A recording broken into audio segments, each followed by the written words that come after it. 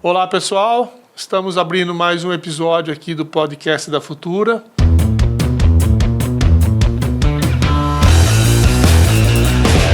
Hoje nós vamos tratar de um tema diferente. Nós vamos tratar vamos falar de orçamento de obras, de planejamento, de acompanhamento, de gestão. E trouxe uma convidada muito especial, uma amiga minha, trabalhou comigo e é expert nesse assunto, Iris Morandi. Boa tarde. Muito obrigado pelo convite. Pode se apresentar. Meu nome é Iris, né? Trabalho com planejamento, orçamento, na incorporadora Amistad Empreendimentos. Estou lá já desde 2017, né? Trabalhando. E Feliz de estar aqui também. Muito bom, muito obrigado. Trazer um tema diferente, né? Vamos falar um pouquinho do seu dia a dia, né? Uhum. Você, quando a gente trabalhou junto, você estava no início da carreira, acho que você já estava se formando ou estava perto disso, né? Isso, eu entrei, estava no 3º ano de faculdade, né? Foi, assim, uma novidade para mim também, porque na faculdade a gente não tem essa matéria, por exemplo, planejamento de obras, né? Eu entrei lá e, assim, comecei a aprender o que era o planejamento, né? Tive uma boa professora. Foi, a Gabi. A Giovana. A Giovana, começou com a Giovana, né? Comecei com a Giovana. A Gabi cuidava de uma outra área, da área de... Ela veio depois, se eu não me engano, para fazer a coordenação ali da equipe, né? Uhum. Mas, assim, quem me apresentou ao planejamento, quem me ensinou a trabalhar com planejamento de obra foi a Giovana. Giovana Rochelle. Isso. Gosto muito dela. É uma querida também. Então, é muito experiente nessa área. Muito, né? até hoje, né? Então, assim, ela que abriu as portas desse setor, dessa área para mim. Então, eu comecei ali com ela. A gente tomava conta lá de várias obras, né? A gente tinha um fluxo grande, então era até dividido, né? Em 2 pessoas ali. Ali que eu comecei a trabalhar nessa área e Tomou gosto. Tomei gosto, achei que tinha a ver comigo, com o que eu gostava de fazer. Estava na obra, era uma coisa que eu gostava muito, né? De estar presente na obra, mas não era uma coisa que você tinha que ficar lá o tempo todo, né? Então, fui pegando gosto e segui por aí. E foi legal aquele tempo porque a gente criou, né? Todo esse sistema de gestão, né? Foi criado lá dentro. Nós desenvolvemos, né? Com o apoio de todo mundo, a gente criou como a gente vai controlar, como a gente vai fazer as conferências, como a gente vai criar os indicadores, que tipo de indicador a gente vai usar. Então, acho que foi um aprendizado para todo mundo, né, Iris? Sim. Não, e é um aprendizado que a gente levou para a vida, né? Levou para a vida. A gente foi amadurecendo, né? A gente vai pegando experiência com algumas coisas. Cada obra é uma obra diferente. Então, você vai aprendendo. Nossa, aqui a gente errou nisso. Pô, vamos fazer diferente na outra. Vamos se programar melhor. Esse serviço a gente sabe que demora para começar, demora para ser contratado, vamos adiantar, né, o momento dele entrar, o momento de orçar. Então, a gente vai pegando essas experiências com cada obra, né? E lá na Amistad, você desenvolveu todo esse sistema com aquilo que você já tinha aprendido? Como que foi esse processo lá dentro? Quando eu entrei na Amistad, a gente estava iniciando a MITS. Estava, assim, na época de contenção e fundação. Até foi a Giovana que me levou para lá de novo. Ah, é? Ela estava lá na Amistad e ela saiu para tomar conta de uma outra obra, um outro empreendimento. E aí ela me levou para lá e eu achei que eu ia trabalhar com ela, só que não. Deixou eu Você lá. Entrou, ela saiu. E ela saiu. E aí, assim, já tinha um cronograma macro, que é o que a gente fala, né? Um cronograma, assim, geral da obra. A gente sabia como as fases iriam acontecer. Então, lá já estava definido, já tinha um orçamento ali bem, assim, um preliminar, já estava ali, né? Eu entrei ali fazendo o orçamento executivo, afinando ele, que daí já estava com os projetos contratados. Então, eu entrei para finalizar o orçamento e praticamente acompanhamento de obra, né? O planejamento já estava estabelecido, o macro. Aí foi um trabalho, assim, de estar... o acompanhamento que a gente fala, né? Que a gente tem que, mês a mês, estar ali acompanhando, medindo, né, os serviços. E o que você considera... Começando pelo orçamento, quais são as premissas que você considera para um bom orçamento? Por exemplo, você vai iniciar você estava me contando antes aqui em off que vocês estão estudando um outro projeto. Sim. E aí Quais são as premissas que você precisa para esse primeiro orçamento macro, para você chegar para a diretoria de incorporação, para a engenharia e dizer assim, ó, o orçamento macro desse projeto vai ser tanto. Quais são as premissas? O que você precisa de informação? Hoje o que a gente trabalha muito assim, primeiro saber para quem é o projeto, né? O projeto que você vai fazer é um projeto... vai atender qual público? Né? A gente fala alto, médio e baixo, mas assim, para ter uma noção de por quanto você vai querer vender também esse empreendimento, né? Esse apartamento. A gente tem um custo de mercado, mas a gente tem que saber qual é o nível de acabamento, o que você vai entregar ali naquele empreendimento. É um alto padrão, é um baixo padrão? Né? Então, a gente já começa por aí. A amistade, a gente brinca lá que a gente gosta de fazer ali os detalhes, né? Então, a gente até brinca que a gente ali é alfaiataria. A gente faz com cuidado, gosta de entregar as coisas bem finalizadas. Então, áreas comuns a gente já entrega tudo pronto, mobiliado. Então, tudo isso tem que fazer parte do custo, né? Sim. Então, primeira coisa é ter o escopo definido do projeto que você vai fazer, como você quer entregar e quanto você está pensando em vender, né? Aí, a partir daí, a gente começa a orçar os produtos e começa também a trabalhar no projeto, né? Não adianta eu querer fazer um projeto mais enxuto e querer florear demais na arquitetura, né? Na arquitetura... fazer muita coisa. Começa a sair fora do padrão. Coisa que você sabe que vai custar. Fazer elementos estruturais que ficam caros, né? Então, você tem que pensar nisso. Então, já começa a concepção aí. No produto, no projeto, né? Que você quer fazer. E aí, a gente vai fazendo estudo de viabilidade. Começa a ver análise do terreno, né? Esse estudo de viabilidade que a gente faz. A gente, então, faz aí uma prévia, né? Na viabilidade, um estudo bem por cima de quanto vai custar, quanto vai vender, e você tem uma ideia do orçamento. A partir daí, que começa a desenvolver os projetos, a gente começa a quantificar. Mas, vou interromper, por exemplo, então, eu sou lá um investidor, chego na Mistar e falo assim, olha, eu quero fazer um produto aqui com vocês. Então, você já tem um banco de indicadores para chegar e falar assim, você vai fazer uma reunião de checklist comigo, vou dizer, ó, eu quero um produto assim, assim, assado, nesse padrão, para vender nesse padrão. Uhum. Você já tem um banco de indicadores para dizer assim, esse projeto vai custar tanto de superestrutura, tanto de infraestrutura, tanto de revestimentos, de acabamento ou não? Depende, se é um projeto hoje que é parecido com o que a gente fez, a gente consegue ter esses parâmetros, mas se vir um projeto muito diferente, aí a gente tem que buscar esse parâmetro. Você vai ter que ir atrás do parâmetro, então, ter que ir atrás. Para poder achar esse custo. A gente fez o Maison d'Or, que é um alto padrão, muito próximo do que a gente tinha feito antes, que é o Amitz. Era um padrão bacana, né? O Maison d'Or é um pouco mais, né? Em questão de entrega, de área comum, que é muito maior. Mas, assim, de acabamentos, de entrega e estrutura, era um padrão muito próximo. Então, a gente já tinha esse indicador para trabalhar. Indicador real, porque é indicador de custo real. Assim, exatamente. Então, a gente já tinha essa base. Agora, a gente está lançando um produto que é um pouco mais econômico, é uma metragem meio menor. Então, a gente começa meio que do zero, né? Vai criar outro banco de dados para isso, né? Tem coisas que a gente já sabe quanto custa, porque a gente já sabe a qualidade que a gente quer entregar. Então, dali, a gente já tem alguns parâmetros. Mas a gente tem que ir atrás. Vocês trabalham lá com algum sistema parametrizado para orçamento, para planejamento, algum sistema de mercado, ou vocês desenvolveram o próprio sistema? Não, o sistema que a gente usa lá é o Cienge. Cienge. Né? Para a parte de gestão financeira, a gente usa o Cienge. Orçamento, planejamento, tudo. Tudo lá. O planejamento, o Cienge não planeja, né, em si. Você tem que colocar as datas só, né? É como se fosse um project, né? Uhum. Você coloca lá e pode ir acompanhando. Só que é muito difícil de acompanhar. Então, assim, agora eu vi que tem outras ferramentas. O Cienge é ótimo por conta disso, né? Está desenvolvendo muito, né? Ele faz parcerias com muitas outras empresas que vêm desenvolvendo, né, sistemas que ajudam muito. Então, tem outros sistemas que já estão entrando no mercado, que eu já estou de olho para ver. Mas, assim, hoje o acompanhamento nosso é Excel, é dinâmico, né? Tá. A gente faz que nem eu falei, a gente faz o cronograma macro. Aí a gente vai na obra mês a mês e mede. Ah, legal. Pô, não andou dentro do esperado. Por que aconteceu? Daí a gente olha e começa a olhar as atividades que não estão cumprindo, né? Não está chegando no que a gente tinha previsto.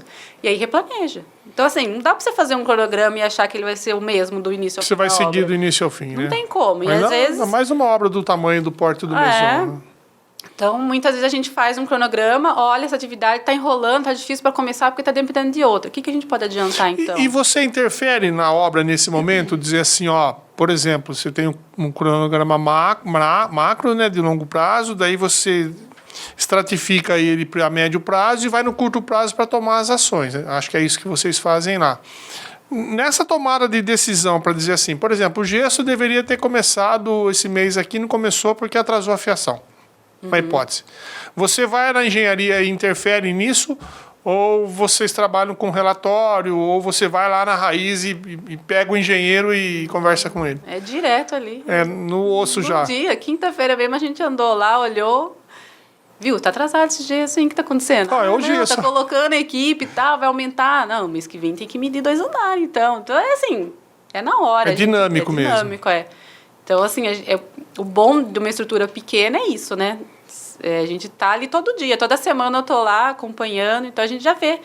Ó, isso aqui, se eu tô demorando para começar, hein? Tô achando que vai atrasar. Então, toda quinta-feira a gente se reúne, né? Sim. Tem reunião de obras, e aí a gente passa os itens que tá ali, viu? Isso aqui vocês avaliam e passam os itens que o que está atrasado e o que não está. É que assim também, quando eu comecei com o planejamento, eu tinha uma percepção que os engenheiros não tinham muito essa noção de planejamento.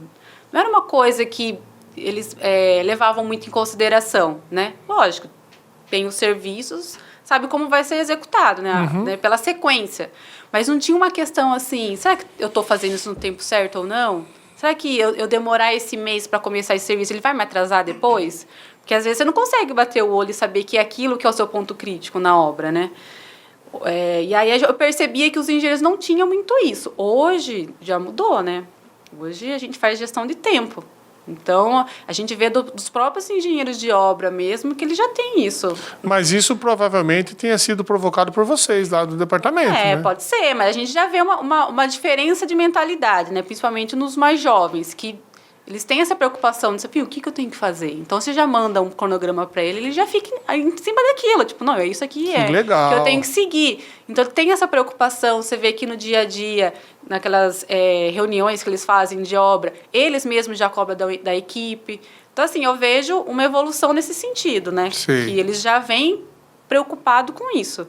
Diferente de quando eu comecei, o que eu via em obra, assim... Talvez pelo perfil, né, da equipe, né? Hoje em dia, eu acho que os mais jovens, eles têm... Não sei se eles estão mais antenados ou mais preocupados em estar sempre antecipando as ações. Eu tenho lá na minha equipe também perfis desse nível, né? Que eles estão muito à frente, e são muito proativos, Sim. querem entender por quê e aí tentar arrumar uma solução. Eu acho que isso é muito bacana. Então acaba sendo bem dinâmico. A gente tem esse cronograma que a gente... Todas quinta-feira mesmo a gente tava lá, viu? Esse aqui não chegou, esse aqui tem que chegar. São semanais as reuniões. A gente faz reunião semanal para tratar de assuntos gerais da obra e também semanalmente eu tô lá. Então, às vezes eu tô até mais, né? Às vezes nem é para ver o cronograma, mas eu tô lá, eu vejo um serviço, pergunto, e aí, como que tá? Viu? E aquele fornecedor já fechou? Estamos para entrar com tal serviço, já está fechado. E vocês auxiliam também no planejamento de suprimentos para saber o que tem que contratar, em que momento, ou isso eles pegam no planejamento já? Eu normalmente passo uma planilhinha, né? A gente do cronograma macro, sai outras coisas, né? Outros acompanhamentos. Então, eu faço uma relação dos principais, né? As principais contratações. Permeabilização, caixilho... essas contratações que são demoradas, né? Certo. Faz orçamento, volta, revê projeto. Então, esses principais, a gente tem um roteirinho. Alguns estão já no cronograma, outros já tem uma planilha separada de contratação. E aí, a gente vai acompanhando isso. Tipo, já estava na hora de contratar esse serviço. E aí, como que tá? Já contratou? Porque tem coisa que demora para começar, né? Sim. Você contrata, até a equipe se organizar para estar lá, para iniciar o serviço, já foi um mês. Eu falo que fazer vertical você precisa dar o primeiro passo, depois ele caminha meio que na sequência, porque um serviço acaba puxando o outro, né? Em casas, que eu tenho feito muitas casas, já é difícil você coordenar isso, porque às vezes você está fazendo um trabalho junto com o outro simultâneo. Agora no vertical, você começou, eu preciso começar contrapiso. Contratou a equipe, treinou, definiu o traço, definiu parâmetros, começa o primeiro andar, vai atrás do segundo e assim vai. né? Eu acho que agora residencial é muito mais complexo do meu ponto de vista. Para planejamento é muito mais difícil. Tanto é que assim, quando num mês que tem uma atividade, é difícil eu colocar 2 atividades para começar junto por conta disso. A gente sabe que primeiro que não vai começar na data que eu coloquei. Tem essa, né? Nunca, era para ter começado, né? Era para ter começado na segunda, nós estamos na quinta, né? Então, assim, eu sempre coloco uma atividade espaçada da outra por conta disso. Às vezes são atividades que trabalhariam tranquilamente juntas, mas eu coloco para iniciar uma, pula um mês, inicia outra. Aí eu sei que tem essa questão, ele vai entrar, vai se organizar, vai começar a fazer, aí beleza, entra outro serviço. Porque é difícil. É difícil começar. Contratar, o cara levar o funcionário e começar o serviço. E me diz uma coisa, lá na Amistad, que é uma das principais incorporadoras aqui da cidade, como é que vocês estão enxergando essa evolução do mercado digital, por exemplo? Tem muita gente falando, né? O nosso guru Roberto de Souza, lá do CTE, né? Fala muito em canteiros sustentáveis, em transformação digital, inteligência artificial. Esse mundo já chegou aqui para nós? Você fala da gestão? De implantar tudo isso numa cidade como a nossa. Será que a gente tem essa cultura já para poder absorver tudo isso? Não sei. Assim, a construção civil, eu acho que é o último a vir receber na tecnologia, né? A gente sabe que tem muita coisa, né? Tem várias profissões aí que a tecnologia toma conta, né? Sim. Mas a construção civil, a gente ainda tem isso que é uma coisa artesanal, né? Uma coisa que é feita ali em obra, em loco. Então, assim, muita coisa tem vindo para ajudar. Por exemplo, a gente tem hoje um sistema lá em obra que a gente vê os projetos tudo pelo celular. Isso assim, depois que começou, ninguém fica abrindo muita planta mais. Né? Você está lá no 20º andar, estamos passando aqui uma dúvida de hidráulica. Abre o projeto no aplicativo, você já vê. Né? Então, assim, isso depois que implantou lá na obra, não tem como voltar atrás. Não tem volta. É uma coisa que... Tá, mas é o primeiro passo, concorda? Já é o primeiro passo. Nossa, muito. Assim, é uma coisa que eu achei... Ainda fiquei meio assim, será que o pessoal vai querer trabalhar assim? Na hora que a gente viu a facilidade que é, ninguém quer voltar atrás. Então, assim, acredito que tem muita coisa para chegar, para evoluir, mas não sei, assim, até que ponto vai ser remoto, por exemplo, uma coordenação remota. Porque assim também, né, Iris, tem uma coisa que se chama custo, né? A gente não tem ainda escala para isso, né? Às vezes você pega uma incorporadora grande de São Paulo, tem 20 canteiros. E aí você tem ganho em escala e é fácil. Talvez seja até mais difícil do que nós, que temos poucas obras. Mas assim, você consegue viabilizar um produto por conta de custo, né? Você vai fazer um projeto só. Isso. Aí você vai carregar aquele projeto de custos que você não previu lá atrás, né? E como que você vai conseguir repassar isso no preço, né? Então, tem esse desafio também, né? Sim, assim, tem vários sistemas legais que eu já vi, que apareceram, né, durante o Maison d'Or, mas que eu não conseguia fechar. Porque o custo já está fechado, já está vendido, tipo, não consigo incorporar mais esse custo no projeto, né? Tem coisa que não tem como, que nem essa daí dos projetos, era uma coisa que a gente não estava considerando, mas na hora que viu, é um desempenho ali que você, né, de tempo até, de recurso, de cópia, que você fica imprimindo o tempo todo um monte de cópia. Então, é uma coisa que entrou assim, não estava programado, mas a gente colocou e viu que não tem como tirar. Então, para uma próxima obra, a gente já sabe. E essa atualização é simultânea. Fez uma atualização do projeto e você já recebe ela em tempo real lá. Não, você cadastrou no sistema, normalmente eu que coloco, né, os projetos, assim, personalização, essas coisas mais internas, né? Mas o projetista cadastrou a estrutura, colocou uma revisão, na hora já está lá. Se ele abrir o celular e atualizar, né, a página, ele vai ver o projeto lá. Então, assim, é muito dinâmico e é o que eu falei, você não fica andando com a folha de projeto na obra, né? Porque as coisas acontecem, você está lá para ver uma coisa, chega lá, você vê, nossa, mas será que aquele ponto de elétrica era ali mesmo? A gente não mudou isso, não alterou? Então, você já olha, você abre a planta, realmente, mudamos de lugar, então tá errado. Você já fala para a pessoa, viu, não é aqui, teve a revisão. E assim, tem a gestão das revisões também de cópias, então isso para um empreendimento grande, né, do prédio. Faz muita diferença. Faz. Uma casa, assim, talvez é um custo muito talvez alto, você não consiga, né, implantar. Tem tantos projetos também, às vezes, né? Sim. O empreendimento acaba tendo muitas disciplinas, então facilita muito. É uma outra coisa que eu queria abordar com você aqui também, a respeito de projetos, né? Quando você vai fazer um prédio da complexidade do Maison, você tem projeto de quase tudo, né? projeto de esquadrias, projeto de fachada, projeto de impermeabilização, projeto de ar-condicionado, de instalações, de bombeiro, de estrutura, enfim, uma gama, uma infinidade de projetos, e tudo isso tem que ser compatibilizado, né, para ficar na mesma plataforma, todo mundo ficar na mesma página, como a gente diz, né? Numa residência, numa casa, você tem, quando assim, muito bem, uma compatibilização entre arquitetura e estrutura, mais nada. Você não tem projeto de instalações. Se tiver, tá ótimo. Se tiver, já está ótimo. Você não tem projeto de instalações, você tem que fazer as build depois, né? Porque não tem projeto. Então, como é que vai passar o ramal de água fria, água quente? Você tem que registrar isso ao longo da obra e construir umas build para que o cliente tenha, no mínimo, alguma coisa do que foi construído. Aqui, nos seus projetos, vocês já estão acostumados com essa diversidade de compatibilizar tudo e ter tudo na mão, tudo resolvido, rodapé embutido, a impermeabilização que tem que virar aqui, a hidráulica que tem que passar ali, o gás. Como é que funciona lá? A gente tem todas essas disciplinas e a gente tem uma coordenadora de compatibilização. Então, ela... Mas é terceirizado ou é de vocês? É terceirizado. Vocês contratam... Isso. Contratamos junto com... Assim como a gente contrata os projetos, a gente contrata uma pessoa para fazer a compatibilização dos projetos. Que é uma pessoa específica, né? Que trabalha com isso, que entende de norma. Então, ela olha e vai colocando tudo na mesma plataforma, né? Pô, ela que vem repassando, ela vai puxando, né, os projetos. Isso aqui está assim, tal projeto precisa revisar. E aí ela que fez essa coordenação para nós. O que é muito positivo, né? Porque é muito difícil fazer tudo isso, né? Tem que ser uma pessoa que tenha muita experiência. Sim, Não dá para brincar. Não dá conta, né? Não tem como, né? O engenheiro da obra não tem como, o arquiteto que está fazendo também não dá. Então, assim, tem que ter uma pessoa para fazer a compatibilização. Para juntar todos na mesma, né, plataforma e falar, isso aqui está certo, isso aqui está compatibilizado. E mesmo assim acha. Mesmo assim tem, né? Mesmo assim aparece alguma coisa, né? A gente gosta de fazer lá sempre um apartamento protótipo, que é o que a gente fala, um apartamento modelo. Então, a gente faz de tudo para finalizar aquele apartamento e a gente só respira quando faz.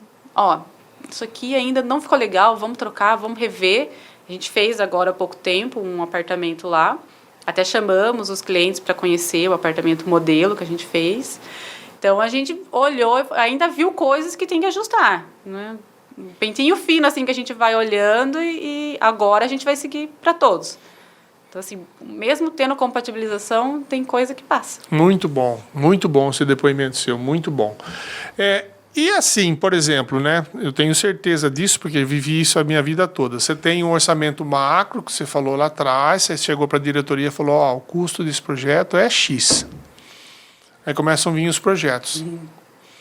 Aí você fala, nossa, isso aqui desgarrou 2%, isso aqui 3%. Você consegue corrigir isso no meio do caminho, no percurso, a hora que você tem todos os executivos para poder reorçar essa obra analiticamente? Como é que você faz isso lá? Por isso que eu falo, a gente faz uma viabilidade ali, a gente vem cuidando desde a parte do projeto, já prevendo algumas coisas, né? Por exemplo, a MITS a gente já tinha na estrutura um detalhe ali, que era um beiral que saía, né, da estrutura. E aí a gente já viu que era um pepino aquele negócio. Ia impactar no custo isso. Na estrutura, vai ficar lindo, a gente tem que fazer uma fachada que chama atenção. Era uma proposta nossa fazer. Sim. Tinha que ser uma fachada imponente, uma coisa diferente. Então, a gente fez, só que na hora que a gente viu, ficou lindo, mas vai dar trabalho. Então, a gente já sabia que era uma coisa que ia encarecer na estrutura, na mão de obra, e realmente foi. Só que daí a gente tenta em outro lado, né? O que a gente consegue enxugar? O que dá para tentar negociar melhor para fechar num custo, né? Então, a gente... Assim, no final tem que dar certo. Tem que fechar a conta. No final tem que bater. A gente sabe que, às vezes, uma coisa sai fora do esperado, mas, no outro lado, a gente tem que conseguir economizar. No Maison d'Or, por exemplo, a gente estava trabalhando no projeto, né? No orçamento inicial, a gente ia fazer plaqueamento. Ia entrar lá, fazer tirante por placa, ia liberar o subsolo. Não deu. Não passou no custo. Não desceu. Vamos no convencional. Não ia cravar perfil, não conseguia descer o perfil. Não desceu por causa do terreno. Então, assim...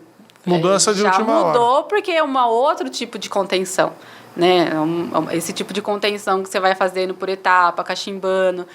é mais cara, é mais demorada. Então, assim, já fugiu do que a gente estava planejando. Então, a gente já sabe que é um item que prevê descolar do orçamento, a gente tem que procurar de outras formas economizar. Sim. Então, a gente fica o tempo todo nesse, né? Solta de um lado e puxa do outro. É uma complexidade, né? Também o orçamento também é um item que não tem como você fazer e largar. Você tem que ali estar acompanhando no decorrer da obra.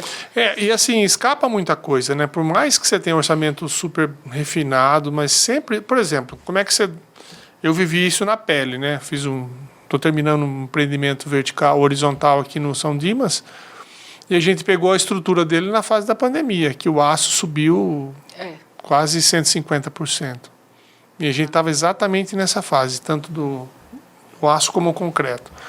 E aí o que acontece? Como é que você lida com uma situação dessa, né? Se é uma coisa que sai fora do seu controle, não está na sua mão, você tem que colocar esse custo dentro da obra, né? É difícil. Essa daí foi uma questão que... Vocês passaram por isso também? A gente estava bem no começo ali da... A gente tinha a intenção, sabia que quando começasse a pesar mesmo a estrutura ia dar uma baixada, mas não sabia quando, né? Realmente, depois, graças a Deus, ele baixou um pouquinho, mas são coisas que não tem como a gente prever. Não tem como evitar. E assim, a gente tem a correção também, né? A gente faz o orçamento e o orçamento não é fixo. INCC. Tem a correção do INCC. Assim como o valor também das parcelas do apartamento é corrigido, né? Por conta disso mesmo, para garantir que a gente consiga entregar o que a gente prometeu, né? Tem que ter essa correção. Então, a gente sempre trabalha olhando o orçamento atualizado. O orçamento era esse, corrigido para hoje. Quanto tá? A quanto a gente chega? Chega em tanto. Então, dá para fechar ou não? Tem que negociar mais para chegar no custo. E cada etapa que você conclui é uma vitória, né? Você fala, nossa, terminei a estrutura, consegui fechar dentro do custo. Uma vitória, né? Terminei a fundação... mas não dá, mas é aquela coisa, não dá para falar, vamos economizar. Não adianta. Terminei a estrutura, vamos economizar. Porque a estrutura é um dos itens que você consegue puxar mesmo. Sim. É um item que você consegue adiantar, às vezes, o cronograma, que você consegue fazer boas negociações. Então, é um item que parece que é metade da obra pela proporção que ela tem, né? Olhando assim, metade da obra já está feita já. Mas não é. Tem itens muito mais caros que vêm depois. Sim, Então, a gente tem que tomar cuidado com isso. Por isso que eu falo, se você economiza de um lado, tem que puxar do outro. Tem que estar sempre atento, né? E vocês conseguem, por exemplo, só com a correção de INCC, manter, até agora tem dado certo, pelo jeito, manter o custo da obra previsto? Sim.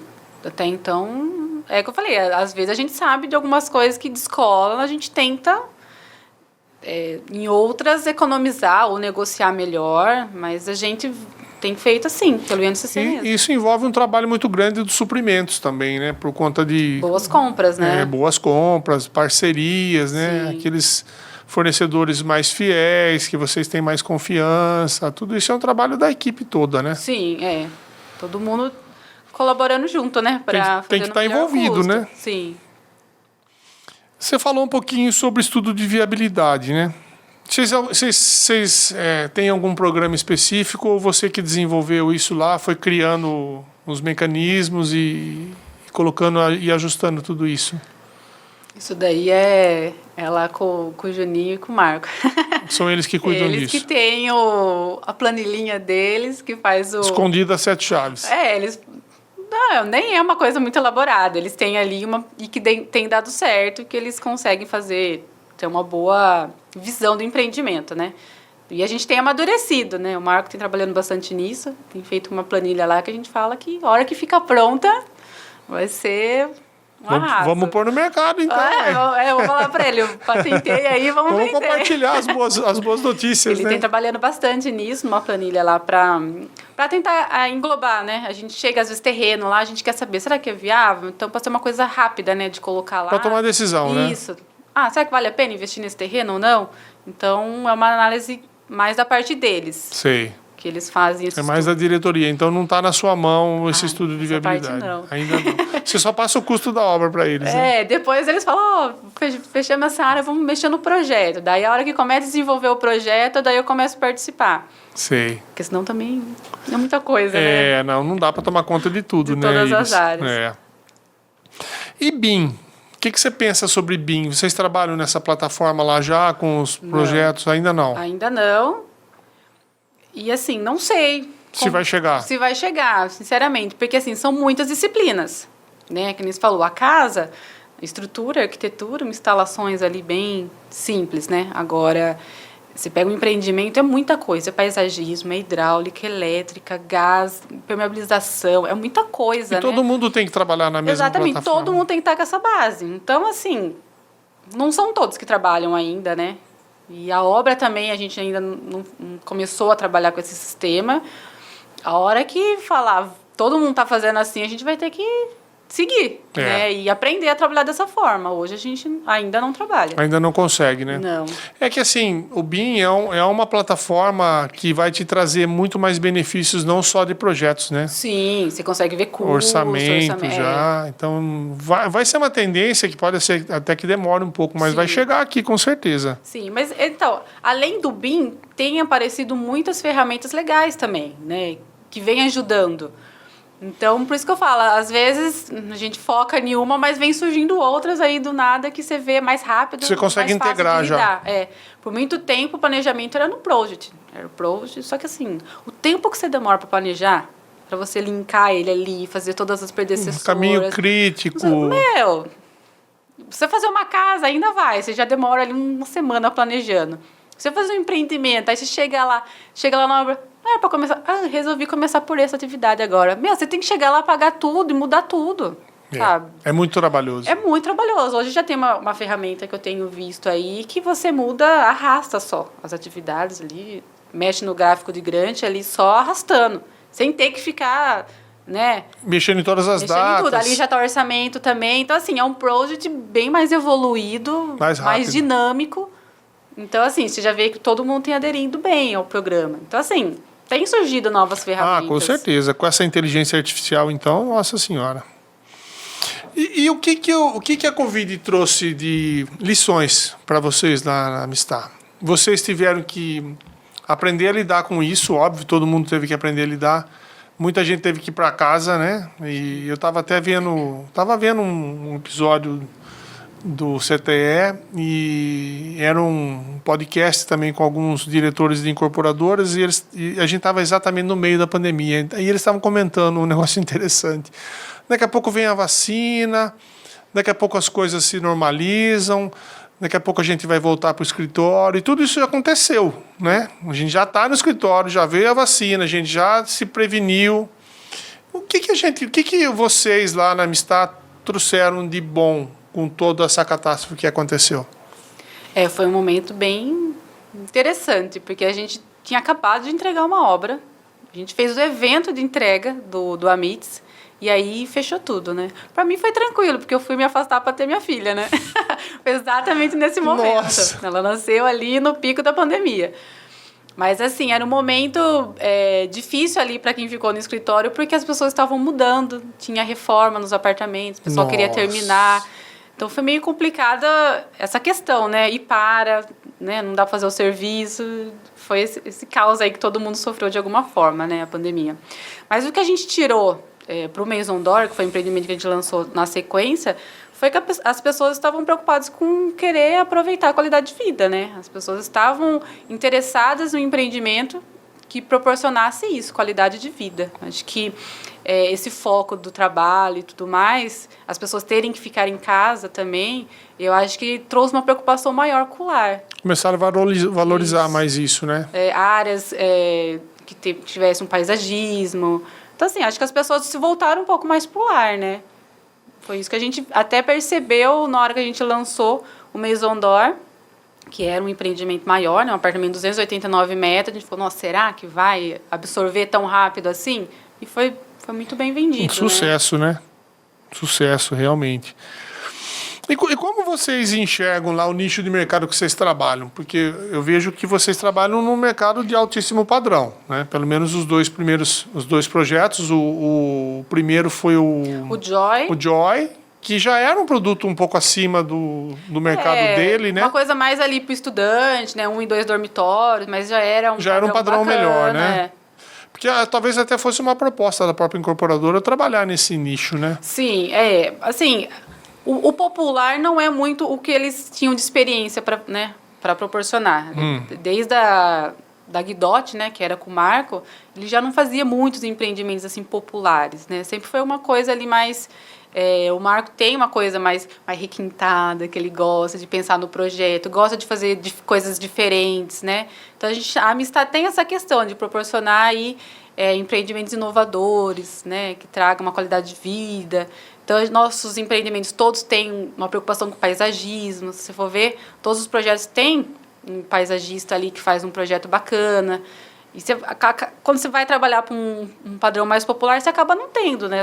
Não valoriza tanto isso, né? Você vê quantas unidades cabe ali no terreno, fecha aquilo e pronto. E vai no custo, né? Só vai no custo, Isso. Né? Então, assim, a Amistad é que a gente brinca lá, né? Que é a alfaiataria. A gente gosta ali de fazer especial para você. Então, a gente pensa num produto com muito cuidado, a gente discute muito projeto lá, pensa, refaz várias vezes, os arquitetos que trabalham com nós. Mas essa é uma mentalidade que já vem da diretoria, né?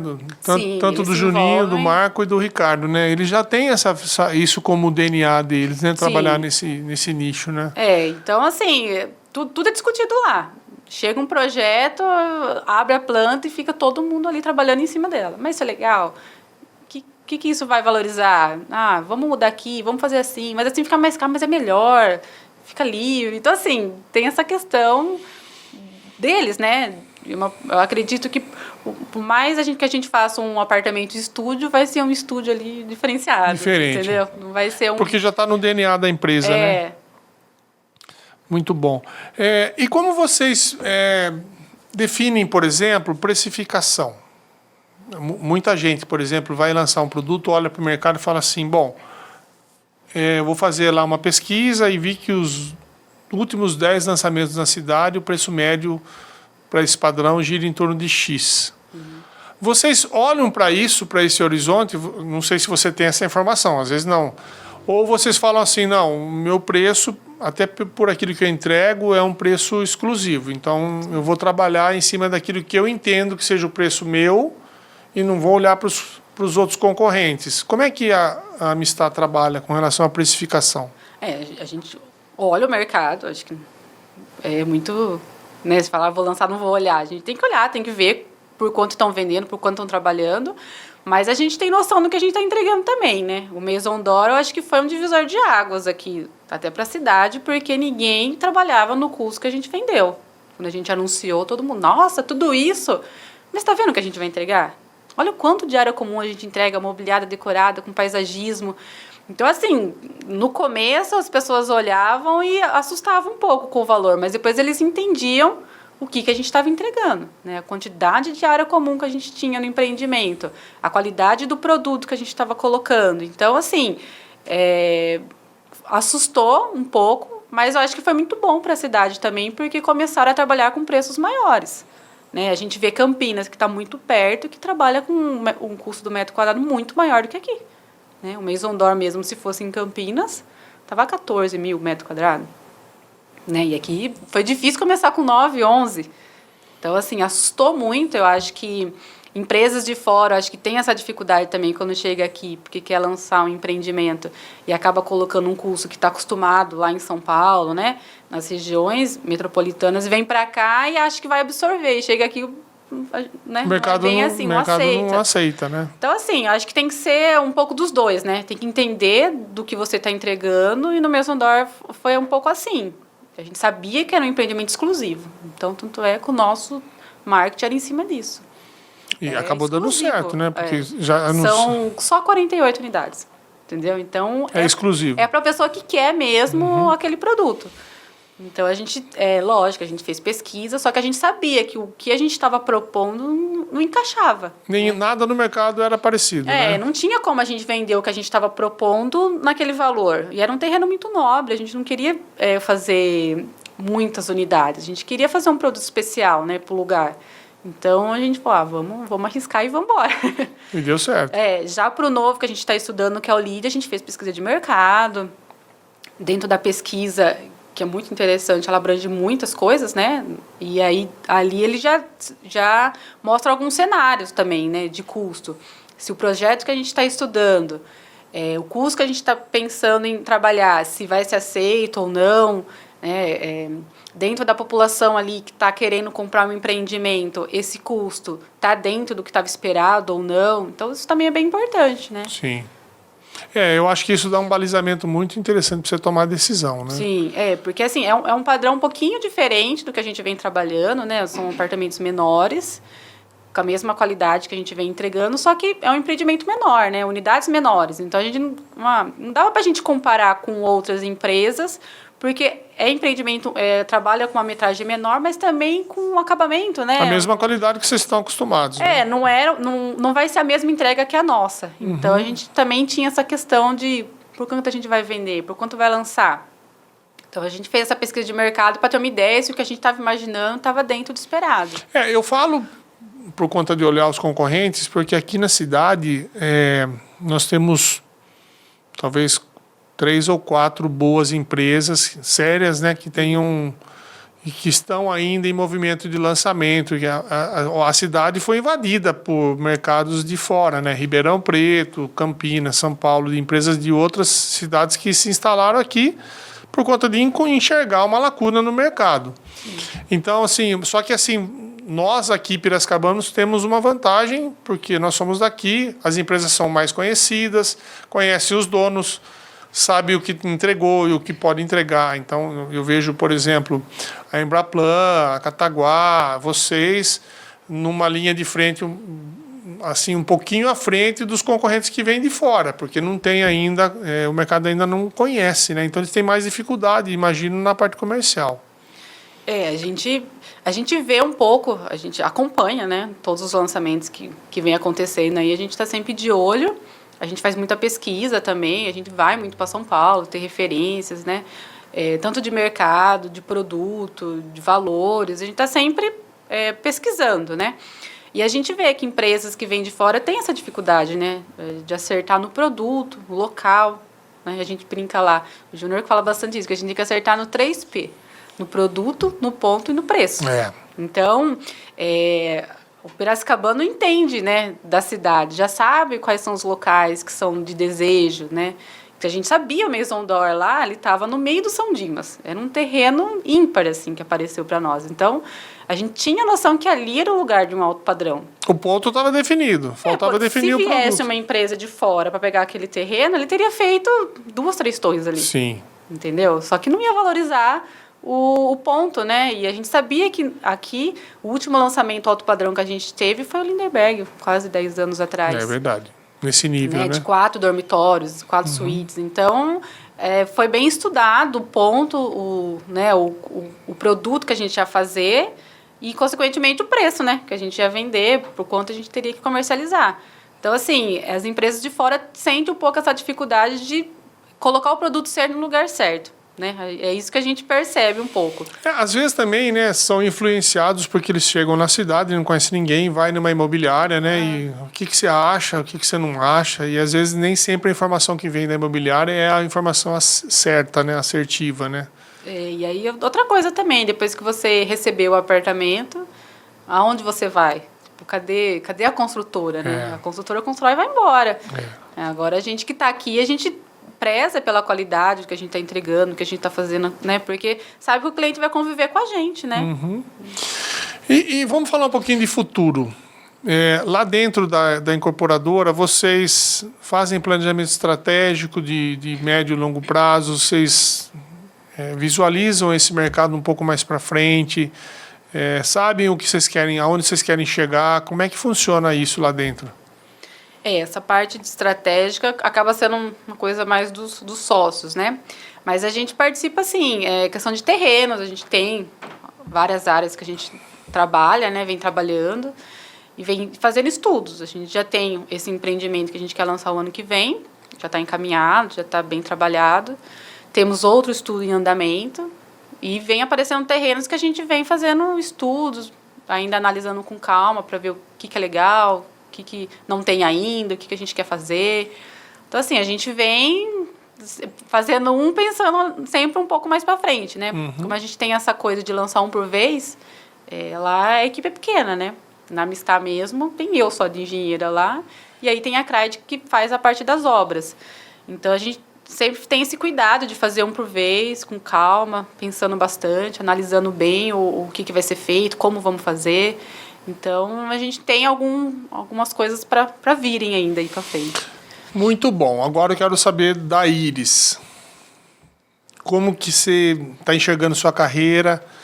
O que você espera? Você está numa crescente, está muito madura, né? Fazia, acho que, 6 anos que a gente não se falava. Então, assim, percebi uma clara evolução profissional naquilo que você fala, da forma como você tem, assim, clareza naquilo que você pontua. O que você espera para o seu futuro dentro da empresa profissional? O que a Iris espera? Espero que venha mais projetos. Não, eu sou muito feliz lá, gosto muito da empresa. A gente acaba sendo uma empresa pequena, então é muito familiar, né? A gente está envolvido em todos os processos. Então, eu gosto porque eu brinco com eles lá que eu fico puxando, né? Vamos fazer isso, vamos fazer aquilo. Então, assim, eu amadureci muito mesmo, porque... Giovana me chamou para ir lá, deixou lá, tchau, tô indo. Então, se amadurece ali na raça, né? Começa a fazer as coisas, vai atrás.